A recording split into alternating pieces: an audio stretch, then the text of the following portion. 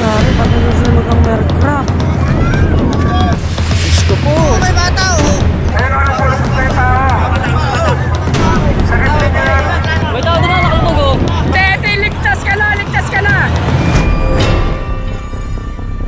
Isang oras pa lang nang maglayag ang passenger vessel na MBCA Mama Mary Chloe mula Ubay, Bohol papuntang Southern Leyte. Biglang umusok ang sahig nito. Lula nito ang 157 pasahero at 8 tripulante ng fast craft. Ilang sandali pa, unti-unting nagliyab ang MBCA Mama Mary Chloe. Kaya ang mga pasahero agad nagtalunan sa tubig. Ano ang dahilan ng pagkasunog ng fast craft? At kung hindi maayos ang passenger vessel, bakit ito pinayagang maglayag?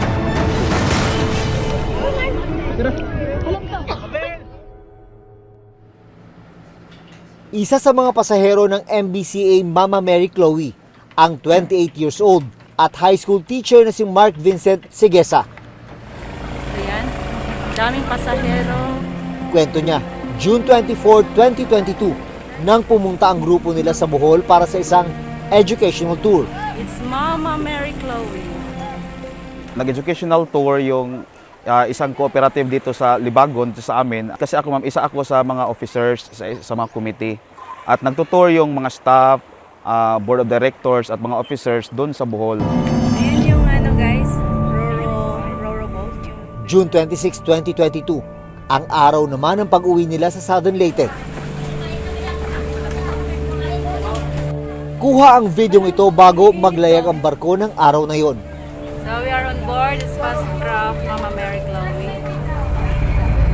Minuto pa lang daw pagkatapos silang umalis sa Ubay Port sa Bohol, napansin na ni Mark Vincent ang pag-usok sa loob ng MV Mama Mary Chloe. Dali-daling pinuntahan ng isang tripulante yung sa engine room, pinasok niya doon sa ilalim at parang medyo hininaan or parang medyo pinatay yung makina. At akala ko lang ma'am, okay lang yun kasi nawala naman yung usok at wala namang ginawang abiso or walang announcement.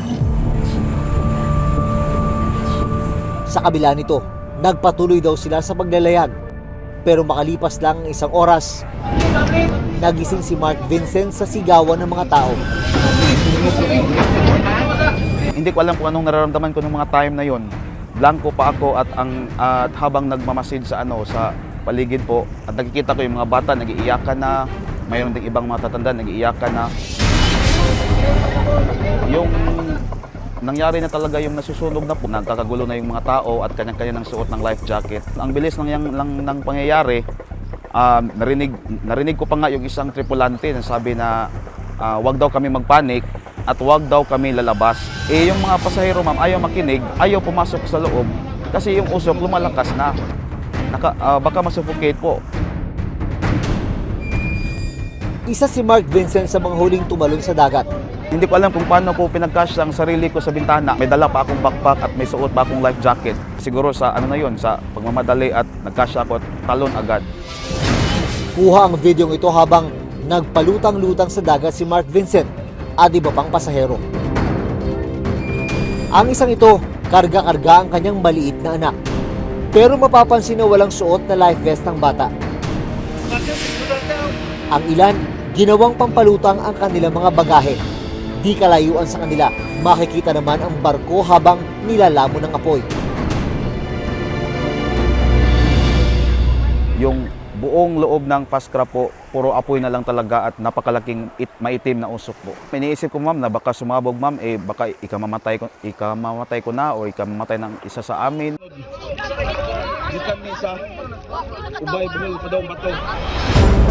Isang oras din silang naghintay ng saklolo habang nasa dagat. Mabuti na lang rin na may nakasunod na bangka na lancha na ang biyahe rin ay Leyte galing Ubay, Bohol.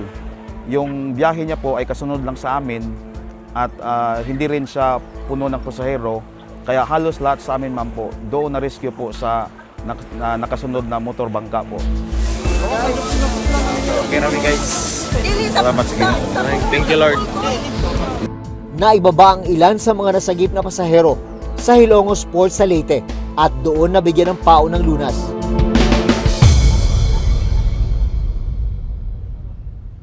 Wala namang tinamong malalang sugat si Mark Vincent, pero hanggang ngayon, ramdam rin niya ang trauma sa nangyari sa kanila.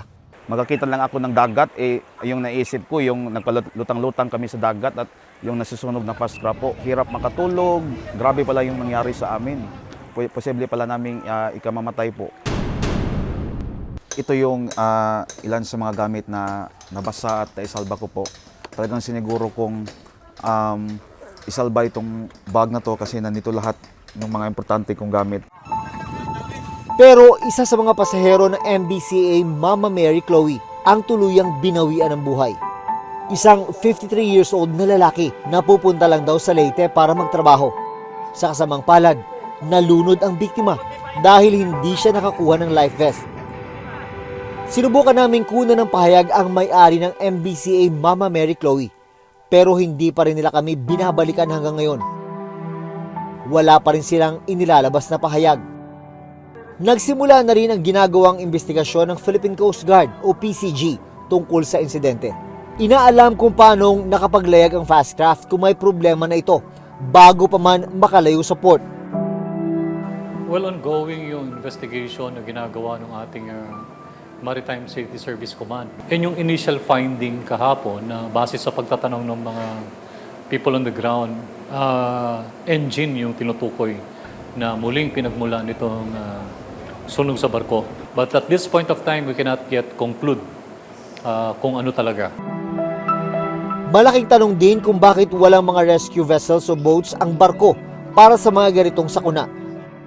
Isa lang, incompetence and inefficiency of the regulating bodies. Ang mga barko natin, meron silang may tinatawag na International Safety Management. Kung naipapasunod yung ISM na yan, napakaliit ng tsansa ng aksidente. Sunog o collision o shipwreck, kung naipapasunod yan, maliit ang tsansa na mangyari yung mga aksidente. Hindi katulad ng nangyayari ngayon na sunod-sunod, paulit-ulit. At yung aksidente nangyayari, yun pa rin yung dati. Dapat matatag na tayong maritime country. Meron tayong matatag na maritime law. Wala eh. Nakikita ko naman itong mga shipping companies ay nag-e-effort talaga na itaas yung level ng safety ng mga barko. Pero kung titingnan mo, matagal na tayong walang maritime incident. Bago pa yung pandemic, wala talaga eh. Responsibilidad ng Maritime Industry Authority o Marina na matiyak na matibay at tama ang disenyo ng pagkakagawa ng bawat sasakyang pandagat. Pagdating sa seaworthiness, lalo na sa structure, ang nag-a-approve ng prangkisa ay Marina. Sinubukan naming kunan ng pahayag ang Marina, pero hindi pa sila sumasagot.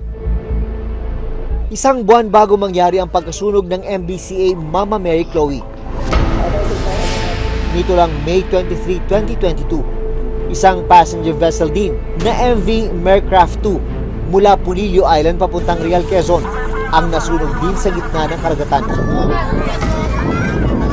Sa cellphone video na kuha ng ilang pasahero, makikitang nagpalutang-lutang sa dagat ang mga pasahero habang tinutupok ng apoy ang passenger vessel. Gusto po! May bata!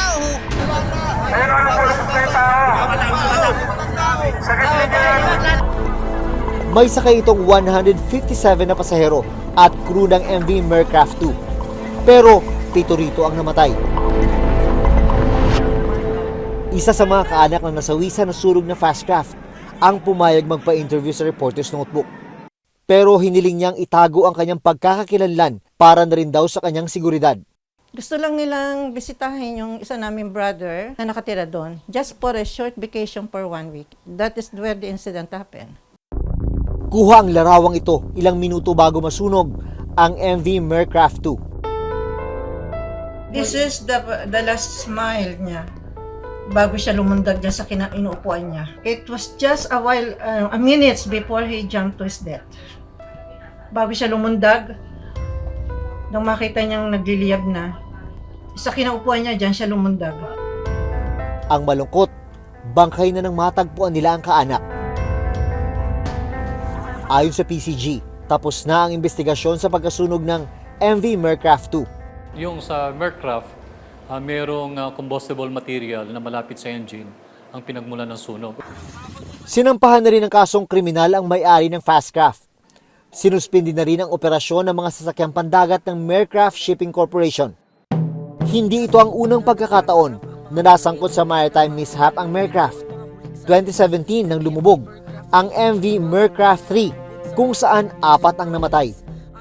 Sa mga kaanak po, ako po ang isa sa haharap sa inyo. Kung ano po yung marinig ko at bigay nyo sa akin, tatanggapin ko po lahat iyon.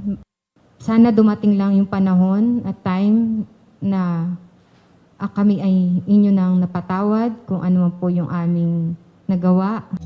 Para kay Mark Vincent, na isa sa mga nakaligtas sa MBCA Mama Mary Chloe tragedy, hustisya ang hiling nila. Hindi porket nabubuhay kami, isa lang yung namatay, parang baliwala na lang yung nangyari sa amin. Siyempre, kailangan pa rin namin ng hustisya po sa nangyari po. Kailangan nilang managot, ma'am. Dapat talaga silang managot po. Sa isang bansa na pulo-pulo at pinaghihiwalay ng dagat, ang mga sasakyang pandagat ang inaasahan ng ilan nating kababayan. Kaya dapat lang batiyak na ligtas ang bawat pasahero at masigurong hindi na maulit ang mga ganitong trahedya. Ako si Jun Veneracion at ito ang Reporter's Notebook.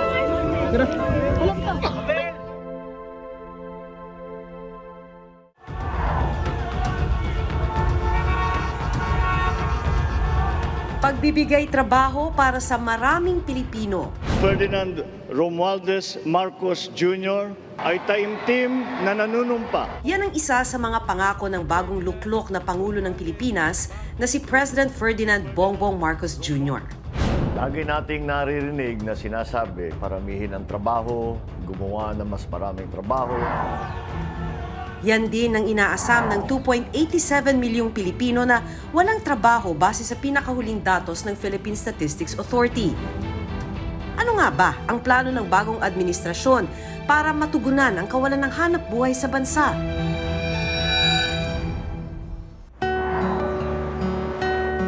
Sa Taguig City, hapon pa lang ay iniluluto na ng 28 years old na si Emmeline De Casa ang mga tinda niyang balut. Ito ang inaasahan niya para mabuhay ang kanyang anak. Kasi yung kapitbahay na may tindahan po, ma'am, sinabihan po niya ako na, love, magtinda ka kaya ng balot para po dagdag kita na din po yun. Pagkaluto, pumwesto na si Emmeline sa harap ng inuupahan nilang bahay. Yung balot po, binibili ko po siya ng 13, tapos meron po akong 5 piso po. Magkano yung kilo? 200 po. Minsan 230, minsan 200. Hindi po pare-pareho po eh. Sa ano lang po, sa pagkain lang po namin.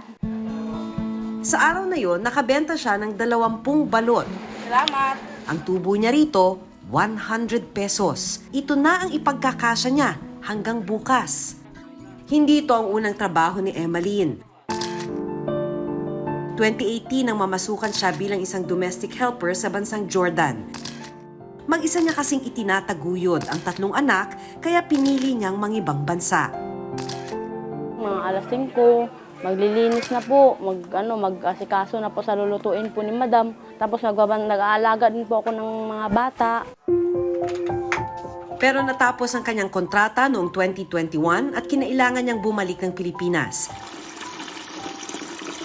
Nakaipon siya ng 200,000 pesos mula sa pagtatrabaho abroad. Pero ang problema, naging biktima siya ng isang investment scam. May kaibigan po kami dito, ma'am. Pinagkakatiwalaan ko po talaga siya ng sobra-sobra po. Nung galing ako sa ibang bansa, ang sabi po niya na yung pera mo, imbes na igastos mo nang igastos dyan sa mga kung ano-anong bagay, ipasok mo na lang po dito kasi malaki daw po yung tubo. Siyempre, ma'am, ako po, ma'am, hindi naman po ako nagdalawang isip kasi nga malaki daw po yung tubo. Ilang buwan, ilang taon, hindi na po na ano po, ma'am, wala na pong balita kasi po nga, na-scam na po nga. Sa isang iglap, nawala ang perang pinagpaguran ni Emmeline. Gagamitin daw niya sana ito para sa mga anak at para makabili ng bahay. Nanghinayang talaga, ma'am. Sobra talagang paghinayang ko doon. Kukuha ko sana ng sanglatira na bahay. Para hindi na po kami mangungupahan po. Gusto raw sana nilang magsampa ng reklamo pero hindi nila alam ang kinaroroonan ng nanloko sa kanila. Sabi ni Emmeline, plano niya makapagtrabaho ulit sa ibang bansa. Habang hinihintay na maayos ang kanyang mga papeles, nagbabaka sakali siyang makahanap muna ng trabaho dito sa bansa. Nitong Miyerkules, isang job fair sa Taguig ang pinuntahan ni Emmeline. 3 kumpanya ang pinagpasahan ng resume ni Emmeline. Umaasa siyang matanggap bilang housekeeper, helper o call center agent. Pinagdadasal ko po talaga, ma'am, na sana po isa ako sa matawagan. Gusto ko po talaga magtrabaho, ma'am. Porsigido talaga ako dyan. Sa parehong job fair, nakilala namin sina Aling Casinta Villanueva, 53 years old, at Nanay Cristina Bonifacio, 63 years old. Sila ang pinakamatanda dito sa job fair. Kahit may edad na, pursigido silang makahanap ng trabaho. Si Aling Casinta kasi, single parent at may 2 anak pang pinag-aaral. Nag-apply sila bilang housekeeper, kitchen helper at service crew. Pero ang problema, ang ilang trabahong inaalok dito sa job fair, may age limit. Mahirap po talaga pagka nakakaedad. Siyempre, namimili yung mga empleyado. Yung tutugma sa edad mo, kung saan ka karapat-dapat ilagay. Hanggat kaya mong mag-apply pa sa iba, hanggat nag-iintay ka dito, meron pang bagong opportunity na job fair, sige lang.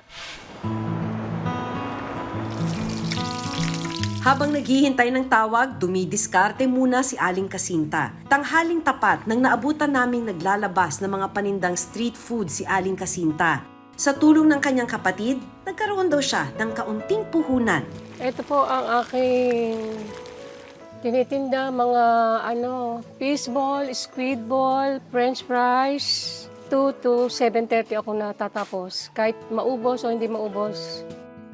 Ang kinikita niya rito, 200 pesos kada araw. Kulang na kulang para sa mga pangangailangan nila. Pambili lang ng mga 1 kilong bigas, pambili ng ulam, ganun lang. Eh siyempre, yung pag naubos na may paninda mo, siyempre, ibibili mo rin, paiikutin mo. Iniisip din ngayon ni Aling Casinta kung saan kukunin ang pampaaral sa kanyang 2 anak na nasa high school at college. Kaya pinapanalangin niya na sana may tumawag sa kanya mula sa inaplayan niyang trabaho. Malaking tulong po yun. Kung hanggang kaya ko pang magtrabaho, magtatrabaho talaga ako. Susunod, kabilang sa mga nawalan ng trabaho noong kasagsagan ng pandemya at lockdown, ang mag-asawang Catherine at Christopher Espinosa. Sabi naman ho sa amin, babalik daw po pagka okay na. Tapos hanggang ngayon po na mag-back to normal na, hindi na ho kami napasama doon sa mga naatasang bumalik.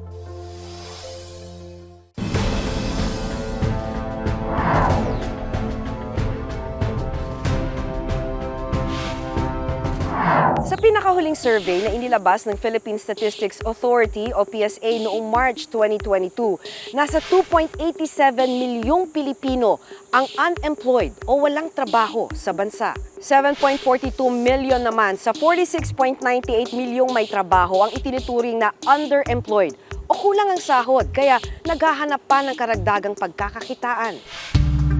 Sa pagpasok ng bagong administrasyon, paano nga ba nila ito susolusyonan?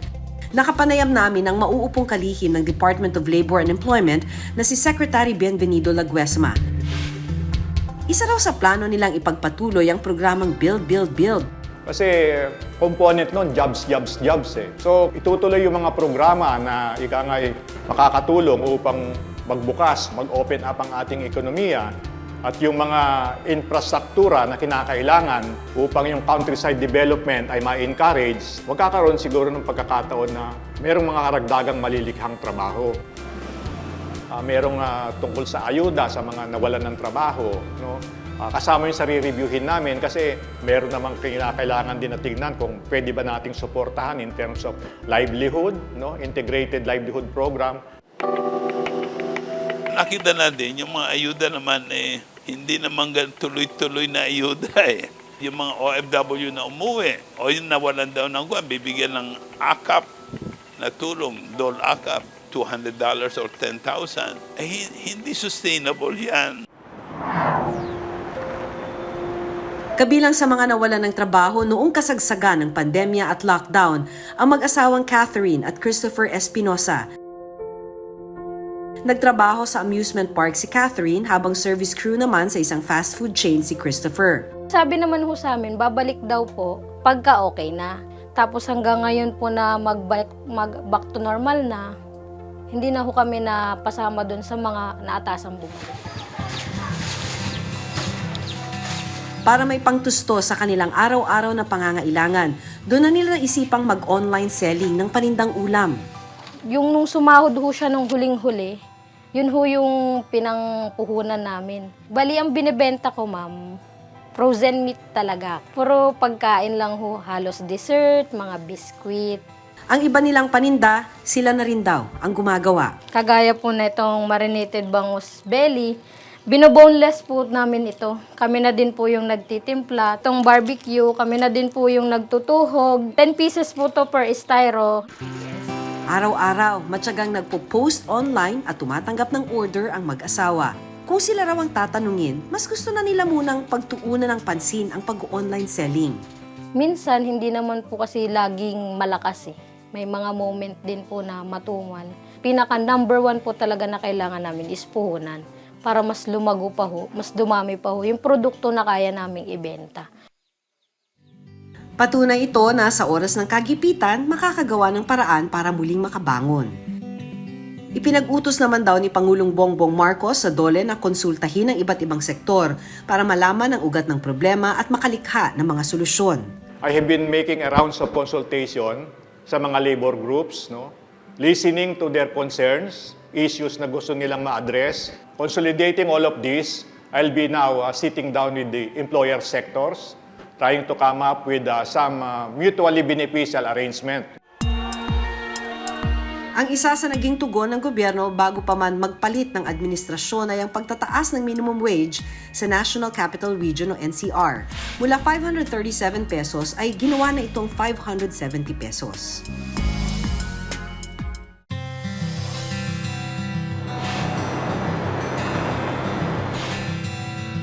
Masisipag at matsatsaga ang maraming Pilipino. Ang problema, kulang talaga ang oportunidad at kinikita nila. Kaya madalas hindi natutugunan ang kanilang mga pangangailangan. Malaking hamon ito ngayon sa uupong bagong administrasyon. Ako si Maki Pulido at ito ang Reporter's Notebook.